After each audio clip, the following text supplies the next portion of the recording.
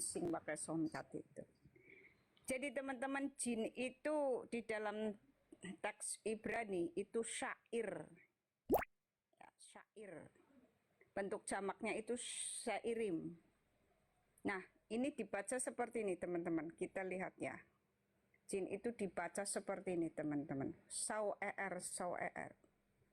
Ya. Jadi jin itu syair atau res syair. Ya, kalau dibaca pengucapannya itu sau er. Artinya adalah setan-setan yang dilambangkan dengan kambing jantan yang berbulu dan identik dengan sesuatu yang cabul. Yaitu artinya jin. Ya, sekali lagi jin itu di dalam bahasa Ibrani itu resyair atau resyair, pengucapannya itu sau er, yang artinya adalah setan-setan yang dilambangkan dengan kambing jantan yang berbulu dan identik dengan sesuatu yang cabul. Ya, makanya Allah kita sangat melarang ya kita mendekati bangsa jin. Ini ayat-ayatnya, teman-teman. Imamat 17 ayat 7. Ya, janganlah mereka mempersembahkan lagi korban mereka kepada jin-jin atau setan-setan, karena menyembah jin-jin itu adalah zina. Itulah yang harus menjadi ketetapan selama-lamanya bagi mereka turun-temurun. Ya, dan mereka tidak akan lagi mengorbankan korban-korban mereka kepada kambing-kambing berhala. Jadi jin bisa diartikan teman-teman kambing-kambing berhala. Ya, yang kepadanya mereka telah berbuat zina, hal ini telah menjadi suatu ketetapan selamanya bagi mereka untuk generasi-generasi mereka. Nah, ini terjemahan lain, dan mereka tidak boleh lagi mempersembahkan korbannya kepada setan-setan yang setelahnya mereka melakukan pelacuran. Jadi pelacuran itu perzinahan rohani. Hal ini akan menjadi ketetapan untuk selama-lamanya bagi mereka turun-temurun. Terjemahan lainnya, mereka tidak boleh lagi mempersembahkan korbannya kepada setan kambing ya atau syair yang menjadi pelacur mereka. Hal ini harus menjadi ketetapan tetap bagi mereka turun-temurun. Ya. Jadi jin itu setan-setan. Kita tidak boleh. Ada lagi nih terjemahan lainnya. Kita lihat ya teman-teman. Kita lihat di mana lagi surat lainnya. Ya, Yesaya 34 ayat 14.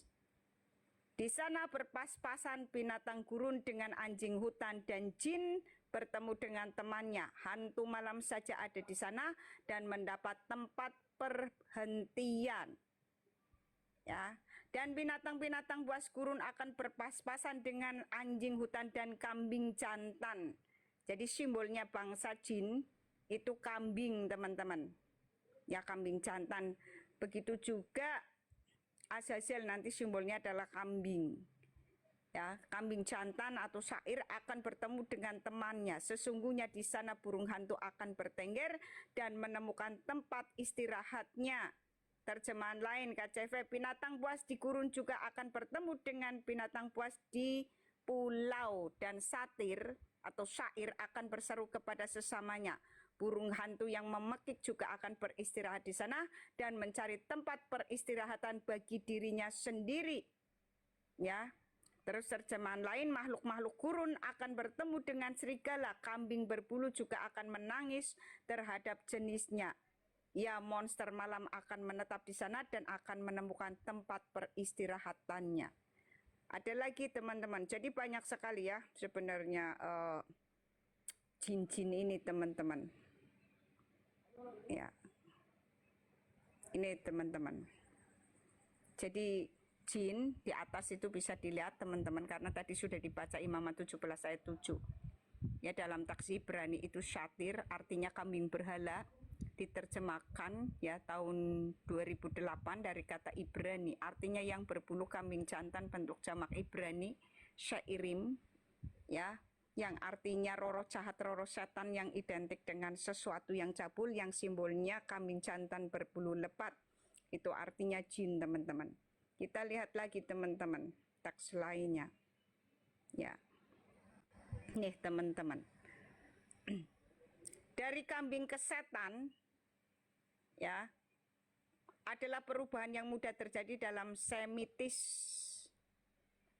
Kepercayaan jin-jin atau seirim, yaitu makhluk demonik, demonik itu setan, yang melompat-lompat di atas penghidupan Babel.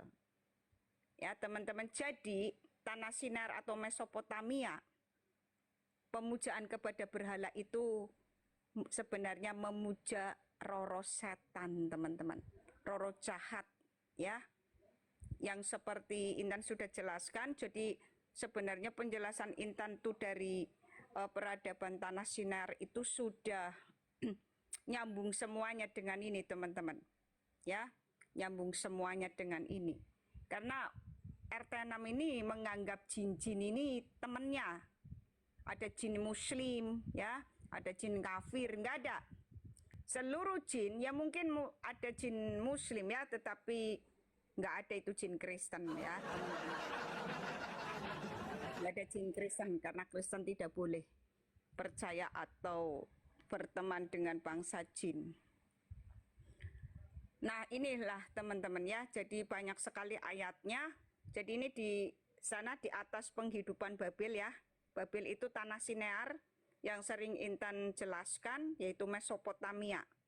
Jadi memang sudah dimulai dari peradaban Mesopotamia. Intan nggak akan ambil dari peradaban Nepilim, ya, tetapi di tanah Sinear saja atau Mesopotamia, dan salah satu bangsa dari peradaban Mesopotamia dari tanah Sinear itu yang terkenal adalah Babel, teman-teman.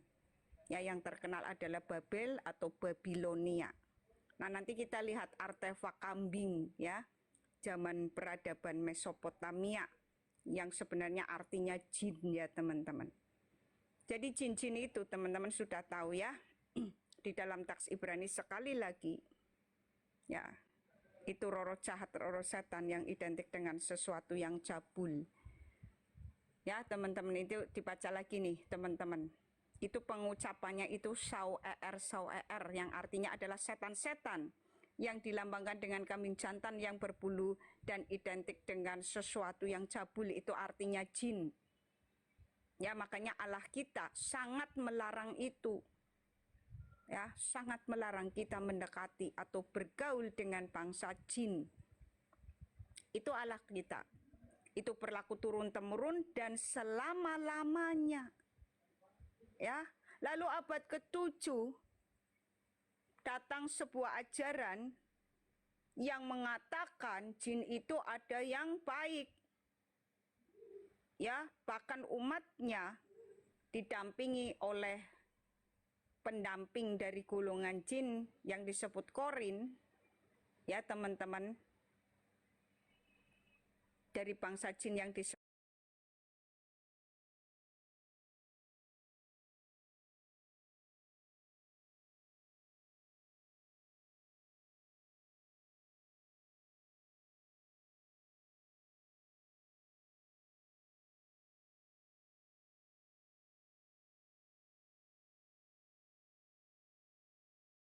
masuk Islam itu ya teman-teman.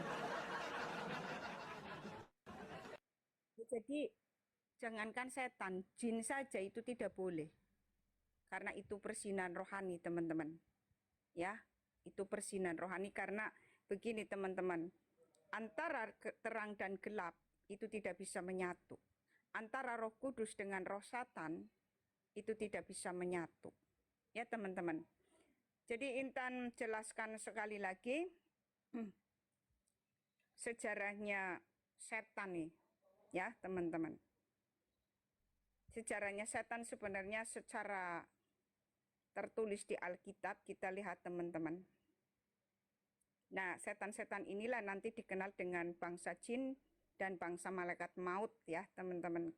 Dan jelaskan lagi sejarahnya setan atau yang kemudian menjadi golongan jin dan golongan malaikat maut.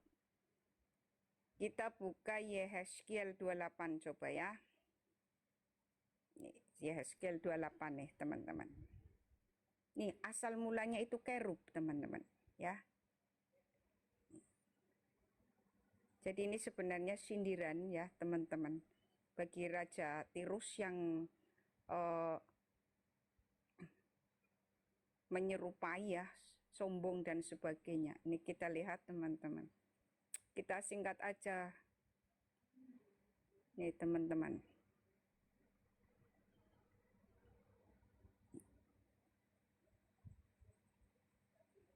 Ini teman-teman. Kita bacakan nyanyian ratapan mengenai Raja Tirus. Ya. Lalu datanglah firman Tuhan kepadaku, hai anak manusia, ucapkanlah suatu ratapan mengenai Raja Tirus dan katakanlah kepadanya, beginilah firman Tuhan Allah. Gambar dari kesempurnaan engkau penuh hikmat dan maha indah. Engkau di Taman Eden, yaitu Taman Allah, penuh segala batu permata yang berharga. Yaspis merah, krisolit dan yaspis hijau permata pirus, krisopras dan nefrit, lasurit batu dara dan malakit. Tempat tatahannya diperbuat dari emas dan disediakan pada hari penciptaanmu.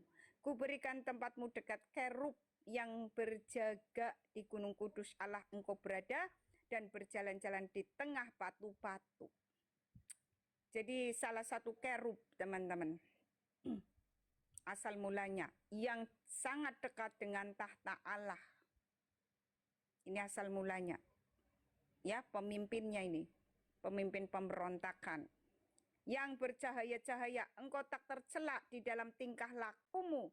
Sejak hari penciptaanmu sampai terdapat kecurangan padamu. Ya, teman-teman. Dengan dagangmu yang besar, engkau penuh dengan kekerasan dan engkau berbuat dosa. Maka kubuangkan engkau dari gunung Allah dan kerub yang berjaga membinasakan engkau dari tengah batu-batu yang bercahaya. Engkau sombong karena kecantikanmu, hikmatmu kau musnahkan demi semarakmu ke bumi kau kulempar kepada raja-raja. Engkau kuserahkan menjadi tontonan bagi matanya. Ya, jadi asal mulanya setan ini, ya, asal mulanya setan ini teman-teman, ini dari malaikat yang terdekat dengan Allah. Ya, dia dekat sekali dengan tahta Allah. Makanya tidak bisa dikalahkan teman-teman. Kemudian dilemparkan ke bumi. Ya teman-teman, dilemparkan ke bumi. Jadi dulunya itu cantik luar biasa ya, rupawan lah. Keagungannya luar biasa teman-teman. Ya, tetapi kemudian karena tadi sombong dan kemudian memberontak teman-teman, akhirnya dilemparkan ya ke bumi. Nah, dilemparkannya ke bumi disimbolkan dengan naga besar teman-teman. Ya, kita lihat di Wahyu 12 ayat 9.